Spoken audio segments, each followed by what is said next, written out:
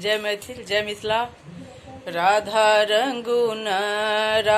रंगून गोपाल जी के लाल धोतिया। राधा रंगून गोपाल जी के लाल धोतिया।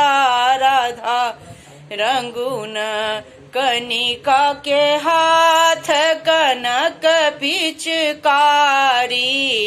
कनिका के हाथ कनक पिचकारी। कनिका के हाथ अबीर झोरी। राधा रंगून गोपाल जी के लाल धोतिया। राधा रंगून रामक हाथ कनक पिचकारी। रामक हाथ कनक पिचकारी। सीता के हाथ अबीर झोरी। राधा रंगून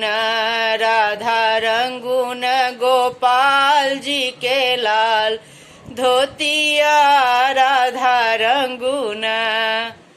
नमस्कार मैथिलगण, अपने सब की होली गीत निक अगर लागल हुआ तो अपने सब जरूर एकरा लाइक सब्सक्राइब करी, हुआ तो दूसरा के शेयर करी।